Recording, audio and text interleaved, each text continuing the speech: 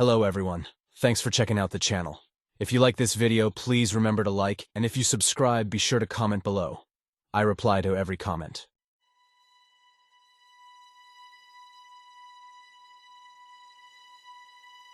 The survivors had decided to regroup and secure their surroundings before continuing their journey to the evacuation center.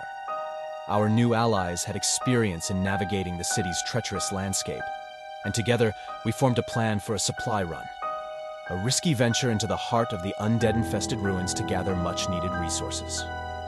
As the sun cast long shadows across the desolate streets, we gathered in the dimly lit apartment that had become our temporary refuge. Maps were spread out on a makeshift table, illuminated by the soft glow of candles. Jack, the leader of the survivors, outlined the plan with a stern yet composed demeanor. We need food, water, medical supplies, and ammunition, he began, his voice carrying the weight of the task ahead. We'll divide into teams and search nearby buildings. Stay alert, move quietly, and only engage if absolutely necessary. The room was filled with a tense silence as everyone absorbed the gravity of the mission. Lily clutched my hand, her eyes wide with a mixture of fear and determination. Mark gripped his weapon, his jaw set in grim resolve. This was our chance to contribute, to prove that we were capable of surviving in this new world. The survivors split into teams, each assigned a specific area to scavenge. Mark, Lily, and I joined a group tasked with exploring a nearby grocery store. The air was thick with tension as we slipped out of the building, our footsteps muffled by the debris underfoot. The streets were eerily quiet. The lingering scent of decay, a constant reminder of the danger that lurked around every corner. We moved in a tight formation, our senses heightened as we navigated through the ruins. The broken storefronts and shattered glass were a testament to the chaos that had consumed the city. The grocery store loomed ahead, its windows boarded up, but its entrance still accessible. Mark motioned for us to approach cautiously, his eyes scanning the surroundings for any signs of movement. With a nod, we entered the store, the interior shrouded in darkness. The beam of our flashlight cut through the gloom, revealing aisles of overturned shelves and scattered debris. The store had been picked clean by previous scavengers, but we remained hopeful that we might find something of value. We split up, each of us searching different sections of the store. My heart raced as I moved down the aisles, my footsteps careful and deliberate. The sound of our breathing was a constant reminder that we were not alone, that the undead could be lurking just beyond the reach of the light. I came across a shelf that still held a few cans of food, their labels faded but still recognizable. With a sense of relief, I gathered them into a bag, grateful for any sustenance we could find. As I turned to continue my search, a noise in the distance made me freeze in place. A low growl echoed through the store, followed by the shuffling of footsteps. My heart pounded in my chest as I looked around, my flashlight beam dancing over the aisles. And then I saw him. A zombie. Its pallid skin and vacant eyes a stark contrast to the darkness around it. My mind raced as I backed away slowly, my breath caught in my throat. I needed to warn the others, to avoid attracting the attention of more undead. I retreated carefully, my steps silent as I returned to where Mark and Lily were searching.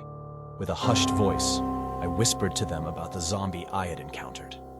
Mark nodded, his eyes filled with a mix of caution and determination. We regrouped and made our way back to the entrance, hoping to avoid a confrontation with the undead. As we stepped out of the store, the tension in the air was palpable. The streets were no longer empty. A group of zombies had gathered, drawn by the sound of our movements.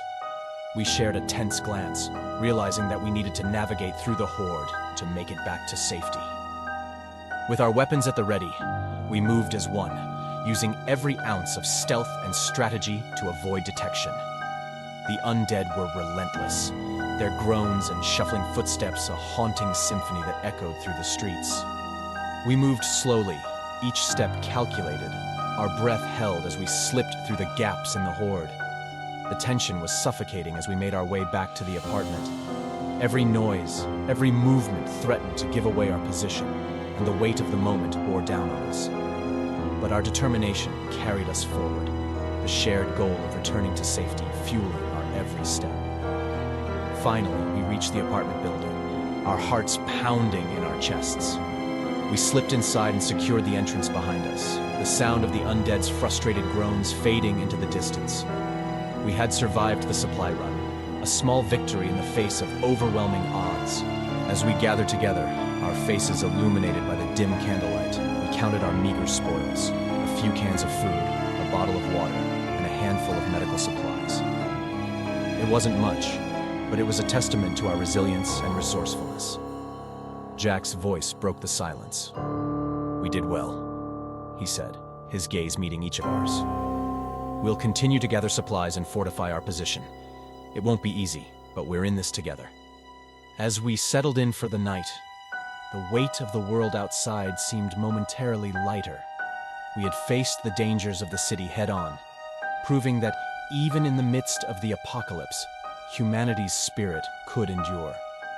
The road ahead was uncertain, but as we huddled together in the dimly lit apartment, we knew that as long as we had each other, we had a chance to survive amidst the shadows of the undead-infested world. Winter had descended upon the city, casting a frigid blanket of snow over the decaying landscape. The survivors had managed to secure their temporary refuge and gather limited supplies, but the impending snowstorm added a new layer of uncertainty to their struggle for survival. The bitter cold posed a threat as dangerous as the undead themselves.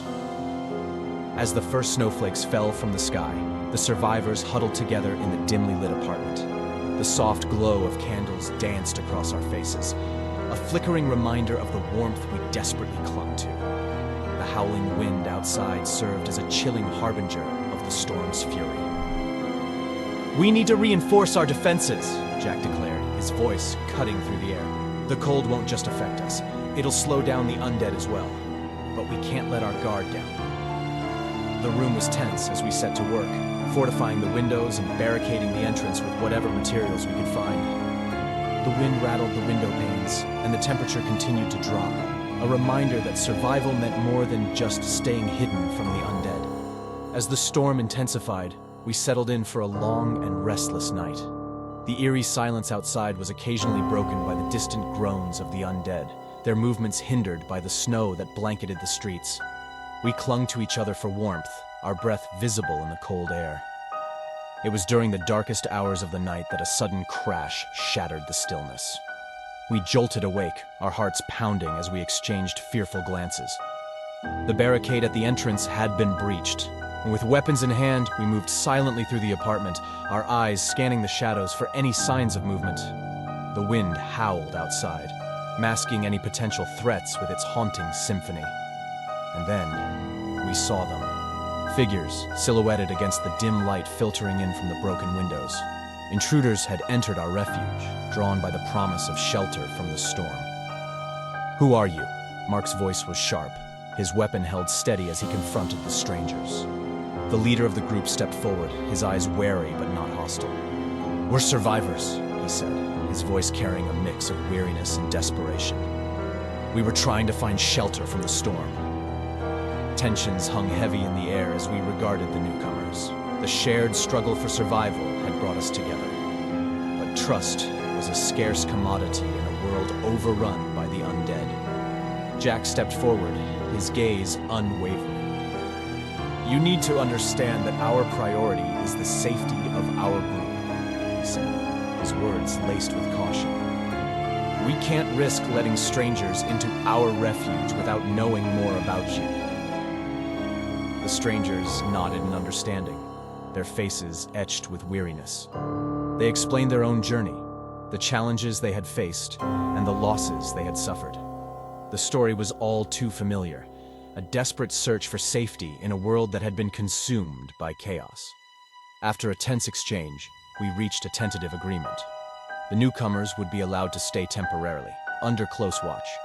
We had survived this long by trusting our instincts, and this decision was no different. As the storm raged on outside, the apartment became a refuge for both groups. The tension between us gradually eased as we shared stories of our struggles, our shared fears and hopes, bridging the gap that had initially divided us. Days turned into nights, the snowstorm showing no signs of abating. Together, we weathered the cold, sharing resources and working to keep the barricades secure. The presence of the newcomers added a new layer of complexity to our daily routines, but it also strengthened our collective resolve to survive.